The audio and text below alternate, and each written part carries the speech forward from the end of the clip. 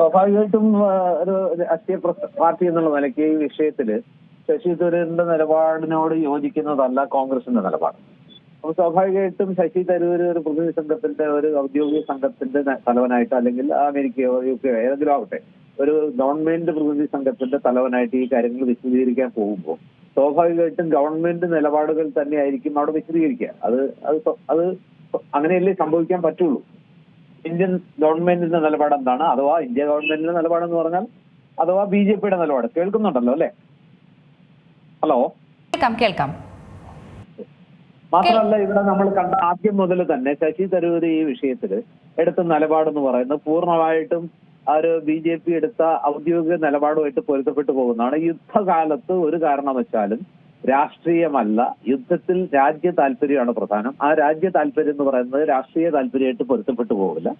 ഞാൻ ഏത് കോൺഗ്രസ്സുകാരനായാലും അല്ലെങ്കിൽ ഞാനൊരു കോൺഗ്രസ്സുകാരനായാലും അൾട്ടിമേറ്റ് ആയിട്ട് എന്റെ താല്പര്യം എന്ന് പറയുന്നത് രാജ്യ താല്പര്യമാണ്. ആ രാജ്യ താല്പര്യം എന്ന് പറയുന്നത് ഇപ്പോ അഥവാ BJPയുടെ താല്പര്യമായി പോകുന്നത് എന്റെ കുറ്റമല്ല.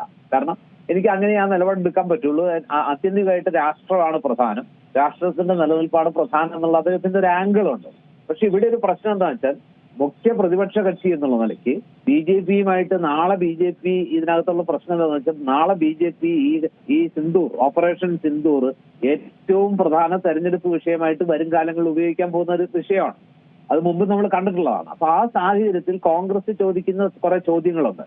ആ ചോദ്യങ്ങളെന്ന് പറഞ്ഞാൽ, പഹൽഗാമിൽ ആക്രമിച്ച ഭീകരരെ എന്ത് ചെയ്തു, അതുപോലെ തന്നെ ഈ വെടിനിർത്തൽ കരാർ പ്രഖ്യാപിക്കുന്നത്, ഈ കാശ്മീർ പ്രശ്നത്തിൽ ഉഭയകക്ഷി മധ്യസ്ഥത ഇല്ല എന്ന് എല്ലാ കാലത്തും പ്രഖ്യാപിച്ചിട്ടുള്ള ഇന്ത്യ എന്തുകൊണ്ട് ഈ വിഷയത്തിൽ ഒരു വെടിനിർത്തൽ, ഇന്ത്യക്ക് അഡ്വാൻറ്റേജ് ആയിട്ടുള്ള ഒരു സിറ്റുവേഷനിൽ ഒരു വെടിനിർത്തലിന് തയ്യാറാവുന്നു. ആ വെടിനിർത്തൽ പ്രഖ്യാപിക്കുന്നത്, ലോകത്തെ അറിയിക്കുന്നത് ആദ്യം അമേരിക്കൻ പ്രസിഡന്റ് ഡൊണാൾഡ് ട്രംപാണോ ഇത് പ്രഖ്യാപിക്കേണ്ടത്? അപ്പൊ ആരുടെ സമ്മർദ്ദത്തിലാണ് ഇന്ത്യ ഈ വെടിനിർത്തലിന് വഴങ്ങിയത്? ഡയറക്ടർ ജനറൽ, മിലിറ്ററി ഡയറക്ടർ ജനറൽമാർ തമ്മിലാണെന്ന് പറയുമ്പോൾ പോലും അത് ട്രംപാണോ പ്രഖ്യാപിക്കേണ്ടത് എന്നുള്ള ചോദ്യം പ്രസക്തമാണ്. അങ്ങനെ കുറെ ന്യായമായ ചോദ്യങ്ങൾ, ഭീകരന്മാരുടെ വിഷയത്തിലുള്ള പ്രശ്നം, അവിടെ സുരക്ഷാ വീഴ്ച വന്നിട്ടുണ്ട്. ഈ വക കാര്യങ്ങളിൽ പാർലമെന്റ് വിളിച്ചു കൂട്ടണം, ഗവൺമെന്റ് കാര്യങ്ങൾ വിശദീകരിക്കണം, തുടങ്ങിയ കുറെ കാര്യം. പക്ഷെ ഈ കാര്യങ്ങളൊന്നും ശശി തരൂർ എൻഡോഴ്സ് ചെയ്യുന്നില്ല. മറിച്ച് കോൺഗ്രസ് മുന്നോട്ട് വെക്കുന്ന ആവശ്യങ്ങളോടൊക്കെ ശശി തരൂരിന്റെ ആ ഒരു നിലപാട് ഒരു വെയ്ഗാണ്. പുള്ളി അതിനെ നിഷേധിക്കുന്നില്ല, അത് തള്ളിക്കളയുന്നില്ല, അതിനെ എതിർക്കുന്നില്ല എന്നുള്ളതൊക്കെ ശരിയാണെങ്കിലും ആ നിലപാടിനോട് പുള്ളി മനസ്സുകൊണ്ട് യോജിക്കുന്നില്ല. അതിന് അനുകൂലമായ രീതിയിലുള്ള പ്രതികരണങ്ങളോ പ്രസ്താവനകളോ അദ്ദേഹത്തിന്റെ ഭാഗത്തുനിന്ന് ഉണ്ടാകുന്നില്ല. മറിച്ച് അദ്ദേഹം എടുക്കുന്ന നിലപാടുകൾ വലിയൊരളവിൽ, അല്ലെങ്കിൽ വളരെ കൂടുതൽ BJP എടുക്കുന്ന നിലപാടുമായിട്ടും കേന്ദ്ര ഗവൺമെന്റ് സ്വീകരിക്കുന്ന നിലപാടുകളുമായിട്ടാണ് യോജിച്ചു പോകുന്നത്. അതൊരു രാഷ്ട്രീയ പാർട്ടി എന്നുള്ള നിലയ്ക്ക് കോൺഗ്രസിനോ ഇന്ത്യ സഖ്യത്തിന്റെ ഭാഗമായിട്ടുള്ള മറ്റു കക്ഷികൾക്കോ അംഗീകരിക്കാൻ ബുദ്ധിമുട്ടാണ്. കാരണം അവർ ഉയർത്തിപ്പിടിക്കുന്നത് അത് സർക്കാരിന് ഏതെങ്കിലും രീതിയിൽ ഇതിന്റെ അത് ഈ വിജയം എന്ന് പറയുന്നത് ഇന്ത്യൻ പട്ടാളത്തിന്റെ വിജയമാണ്. ആ ഇന്ത്യൻ പട്ടാളത്തിന്റെ വിജയം എന്ന് പറയുന്നത് BJPയുടെ മാത്രം വിജയമല്ല, അത് ഇന്ത്യയുടെ വിജയമാണ്. പക്ഷെ ഇത്തരം ചോദ്യങ്ങൾക്ക് ഉത്തരം കിട്ടിയേ തീരൂ എന്ന് ഒരു മുഖ്യ പ്രതിപക്ഷ കക്ഷികളും അല്ലെങ്കിൽ ഒരു ഇന്ത്യ സഖ്യം പറയുമ്പോൾ അതിന്റെ മുഖ്യ നേതാക്കളിൽ ഒരാളായി ഇത്രയേറെ ലോകപരിചയമുള്ള, ഇത്രയേറെ നയതന്ത്ര രംഗത്ത് ഇത്രയേറെ പ്രാക്ടീസുള്ള, അന്താരാഷ്ട്ര പരിചയമുള്ള ശശി തരൂര് ഈ വിഷയത്തിൽ പരിപൂർണമായിട്ട് ഗവൺമെന്റിന്റെ പക്ഷത്ത് ചേരുമ്പോൾ, അല്ലെ BJPയുടെ പക്ഷത്ത് ചേരുമ്പോൾ സംഭവിക്കുന്നത് എന്താന്ന് വെച്ചാൽ, അത് ഗവൺമെന്റിന്, BJP സർക്കാരിനും അതുപോലെ തന്നെ BJP പാർട്ടിക്കും ഒരേ സമയം രണ്ട് രീതിയിലാണ്. ഒന്ന് രാഷ്ട്രീയമായിട്ടൊരു നേട്ടാവുന്നു, മറ്റത് വിശ്വാസ്യതയുടെ കാര്യത്തിൽ.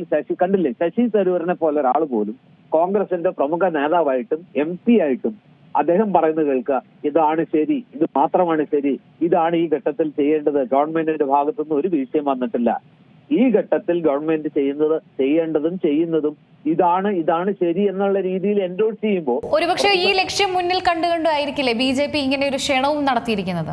തീർച്ചയായിട്ടും.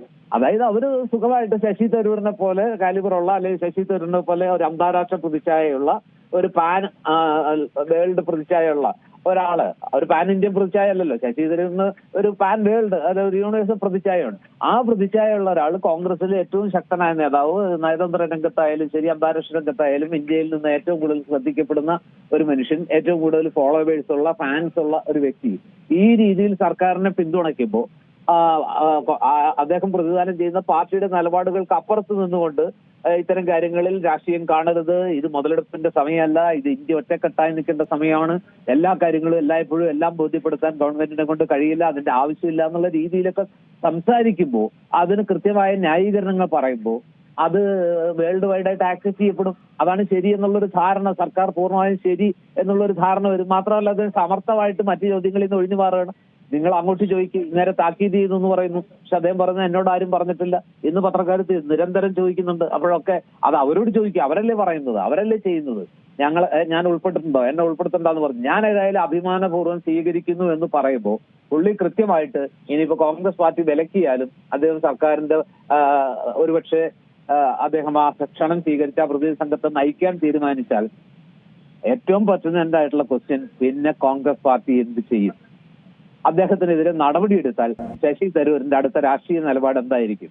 കുറെ കാലമായിട്ട് കേൾക്കുന്ന അദ്ദേഹം പാർട്ടി വിട്ട് അപ്പുറത്തേക്ക് പോകുമോ? ഇങ്ങനെയുള്ള ഒത്തിരിയേറെ ചോദ്യങ്ങൾ ഉയരുന്നുണ്ട്. ഇതൊരു വലിയ ഒരു കോൺഗ്രസിനെ സംബന്ധിച്ചിടത്തോളം വളരെ വിഷമം പിടിച്ച ഒരു സാഹചര്യമാണ്. കാരണം ശശി തരൂര് ഈ രാഷ്ട്രീയത്തിന് അപ്പുറത്ത് ഒരു ലോകമുണ്ട്. ശശി തരൂരിന് രാഷ്ട്രീയത്തിന് അപ്പുറത്ത് ഒരു അസ്തിത്വമുണ്ട്. അദ്ദേഹം എഴുത്തുകാരനാണ്, വാഗ്മിയാണ്, പാൻ വേൾഡ് പ്രതിച്ഛായുള്ള ഒരാളാണ്. അദ്ദേഹത്തിന് രാഷ്ട്രീയം കൊണ്ട് മാത്രമല്ല നിലനിൽക്കാൻ പറ്റുക, അദ്ദേഹത്തിന് വിദേശ സർവകലാശാലകളിൽ സ്ഥിരം വേണമെങ്കിൽ വിസിറ്റിംഗ് പ്രൊഫസർ ആകാം, വിസിറ്റിംഗ് പ്രഭാഷകനാകാം. അപ്പൊ ഇതൊക്കെ അദ്ദേഹത്തിന് ആത്മവിശ്വാസം പകരുന്ന ഘടകങ്ങളാണ്. മറ്റു രാഷ്ട്രീയക്കാരെ പോലെയല്ല. മറ്റു രാഷ്ട്രീയക്കാർക്ക് ആ പാർട്ടിയിൽ നിന്ന് മാറിയാൽ ഒരുപക്ഷെ വേറൊരു ജീവിതം ഉണ്ടാവില്ല, അല്ലെങ്കിൽ അവർ ബുദ്ധിമുട്ടിലാവും, അല്ലെങ്കിൽ വേറൊരു പാർട്ടിയിൽ ചേർന്നില്ലെങ്കിൽ. ഇത് ശശി തരൂരിനെ സംബന്ധിച്ചിടത്തോളം അങ്ങനെ ഒരു ബുദ്ധിമുട്ടില്ല എന്നുള്ളതും പാർട്ടിയെ സംബന്ധിച്ചിടത്തോളം ഒരു പ്രശ്നം തന്നെയാണ്. ഇദ്ദേഹത്തെ എങ്ങനെ ഡീൽ ചെയ്യും എന്നുള്ളത് ഒരു സാധാരണ രാഷ്ട്രീയ നേതാവിനെ അല്ലെങ്കിൽ മറ്റേതെങ്കിലും രാഷ്ട്രീയക്കാരനെ നേരിടുന്ന രീതിയിൽ ഒരു പാർട്ടിക്ക്, പ്രത്യേകിച്ച് കോൺഗ്രസ് പാർട്ടിക്ക്, അദ്ദേഹത്തെ ഡീൽ ചെയ്യാൻ എളുപ്പമല്ല. അതാണ് അതിന്റെ വസ്തുത. അതാണ് ശശി തരൂർ അതേക്കുറിച്ച് വളരെ കോൺഷ്യസ് ആണ്. അദ്ദേഹത്തിന് മറ്റാരേക്കാൾ അതേക്കുറിച്ച് തികഞ്ഞ ബോധ്യമുണ്ട്. അതുകൊണ്ടാണ് പുള്ളി അങ്ങനെ. ഞാൻ ഇപ്പൊ കേരളത്തിലെ പ്രശ്നം വരുമ്പോൾ അദ്ദേഹത്തിന്റെ നിലപാടെന്താ? വികസന കാര്യത്തിൽ രാഷ്ട്രീയം വേണ്ട, അത് പിണറായി സർക്കാരാണ് നല്ലത് ചെയ്യുന്നതെങ്കിൽ അത് നല്ലത്, BJP സർക്കാരാണ് നല്ലത് ചെയ്യുന്നെങ്കിൽ അത് നല്ലത്. അതിനപ്പുറത്തേക്ക് രാഷ്ട്രീയം വേറെ, വികസനം വേറെ, പുരോഗതി വേറെ എന്നുള്ളൊരു നിലപാടാണ് അദ്ദേഹത്തിൻ്റെത് എപ്പോഴും. അത് സ്വന്തം പ്രസ്ഥാനത്തെ വല്ലാതെ ബുദ്ധിമുട്ടിക്കുന്നുണ്ടോ എന്നുള്ളത് അദ്ദേഹം പലപ്പോഴും വേണ്ടത്ര ഗൗരവത്തിൽ പരിഗണിക്കാറുമില്ല. അല്ലെ നമ്മൾ നിരന്തരമായി കണ്ടുകൊണ്ടിരിക്കുന്ന കാഴ്ച അതാണ്. ഇപ്പൊ എങ്ങനെ ശശി തരൂർ ഈ വിഷയത്തിൽ കോൺഗ്രസിന് എങ്ങനെ തലയൂരാൻ പറ്റും എന്നുള്ളതൊരു വലിയ ചോദ്യമാണ്. BJPയേക്കാൾ ഈ കാര്യത്തിൽ ബുദ്ധിമുട്ട് അനുഭവിക്കുന്നത് സ്വാഭാവികമായിട്ടും കോൺഗ്രസ് ആണ്. BJP അത് വളരെ നന്നായിട്ട് രാഷ്ട്രീയമായിട്ട് ഉപയോഗിക്കാൻ പറ്റിയ ഒരു ഇഷ്യൂ ആണ്. വേണമെങ്കിൽ ശശി തരൂരിനെ അടർത്തിയെടുക്കാൻ പറ്റുന്ന ഒരവസരം കൂടിയായിട്ട് BJP ഇതിനെ മാറ്റിക്കൂടുന്നുമില്ല എന്നാണ് എനിക്ക് തോന്നുന്നത്. ഇതൊരു വളരെ വലിയൊരു ഡൈലമയിലാണ് ഇപ്പൊ പാർട്ടി നിൽക്കുന്നത്. ഏറ്റവും പുതിയ വാർത്തകളും വിശേഷങ്ങളും വിരൽ തുമ്പിലറിയാൻ സീ മലയാളം ന്യൂസ് എല്ലാ ഡിജിറ്റൽ പ്ലാറ്റ്ഫോമുകളിലും ലഭ്യം.